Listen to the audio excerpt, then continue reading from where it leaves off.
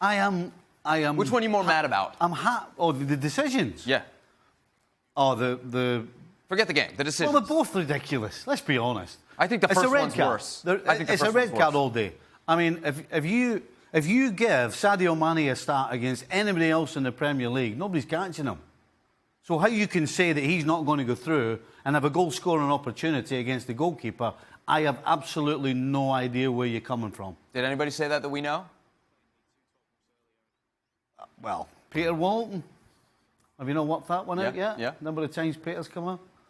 You're going to remember that when he comes on here again. Don't you worry about that. Because he was working for UK And he actually said, by the way, that the second one wasn't a penalty, I believe. He changed his mind. Well, yeah, he changed his mind. Again, the second one, the referee's in the perfect position. He gets pushed in the back. Keita gets pushed in the back. He gets his foot stepped on, too.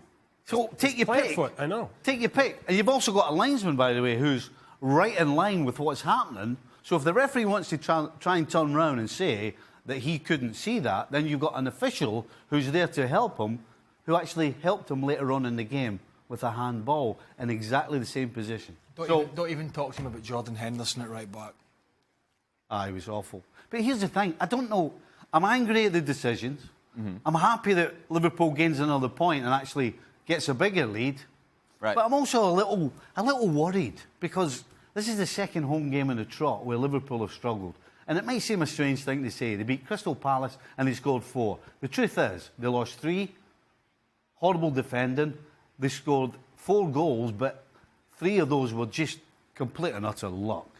And then they turn round today against Leicester and they can't break them down. They never looked like breaking them down. I have to say, watching you in our green room, at this rate, I'm not totally convinced you're going to get through to me. And to keep playing like this at home. Don't pay for that golf membership anymore, because I don't think you're going to need it at this rate. But I tell you what, similar to Man City yesterday, not as quick a start, but a great start with the Mane goal, and kind of similar, then got a bit sluggish and a bit sloppy. So it was a kind of similar performance from both teams, where they clearly were not at their best. However, I don't know how any professional can sit and look at that first non-call on Mane when he's through. I don't know how any professional can sit and say, well, it wasn't going to be, and forget last man, because that's not the rule, if it was going to be a clear goal-scoring opportunity. Because the ball was inside the penalty area, so it was inside the width of the 18 yards. It was 10 yards. And Mane was going to get onto it. There's no defender in sight. And unless he'd fallen over by himself, which you could say if he was, 18 yards from goal, it could happen, then there's no way in the world he's doing anything else but having an opportunity. Maybe it's not a goal, but he's having an opportunity. And then the penalty kick was a clear penalty kick. The one thing I would say is Premier League are very late compared to other leagues with this VAR. It's supposed to be the most expensive, the best, the most watched league in the world, but it has some of the poorest referees at the moment. And Martin Atkinson, in my opinion, is not one of them. I actually think he's one of the better referees who had a bad night. But I think as a generalisation, the officiating in the Premier League in England has been on a slippery slope for a while. And I think we saw that not only in the Liverpool game tonight, but in other games that we're going to look at in a little bit. We mentioned our colleague Peter Walton. He was on the commentary on BT Sport, and he said that was not a red card on Maguire. Do you agree? No, I think it is. And 3 for 3. The thing that always comes out to me is when big decisions like this, especially early on in a game, and they're made one way, it seems to just get piled on because that player ends up having a hand in the result. And, to be fair to him, he had a good game after that, Maguire did. Of course, he scores the goal. Leicester defended extremely well, barring the two, the penalty decision and the red card, what it should have been. And they fought. And these are the things when you get into a situation like this at the top of the Premier League and you look at teams that just polish it off. We've seen Manchester City do it. We've seen Manchester United do it in the past. We've seen Chelsea do it, where they just coast in. And with the ability that Manchester City has, and of course they dropped points yesterday, where you think, oh my gosh, Liverpool's going to grasp it and they're just going to run with it now. Sometimes if you don't take your luck and if you get some calls against you, they tend to just creep back in. Other teams then use that opening to get themselves back in it too. No matter what happened yesterday with City, it's still a blown opportunity, massive for Liverpool, right? Stevie, you'd agree?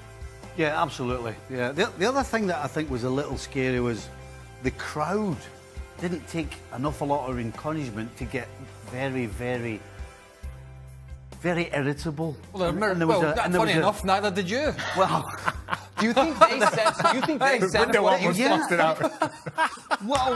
Well, yes. I don't think there's any way that anybody could suggest that the crowd didn't get a little antsy. And that definitely transfers onto the field of play.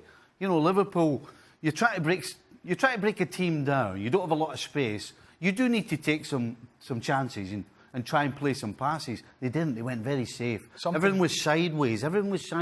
Nobody was looking forward. They just got a little safe. And you can't do that. Something you picked up on early, you mentioned, you said to me straight away, Salah. Aye. He was awful today. Awful. I mean, honestly, he should have been the one that should have been substituted. And then when you bring Sturridge on. You bring Sturridge on and you see him out more on the right side than you do see him through the middle. It didn't seem to click today. No. Yeah, but I mean, you know, look. But did anybody say it was going to be a smooth ride to the end? I mean, it just was never going to be. I mean, nobody foresaw last night happening at St James's Park, Newcastle.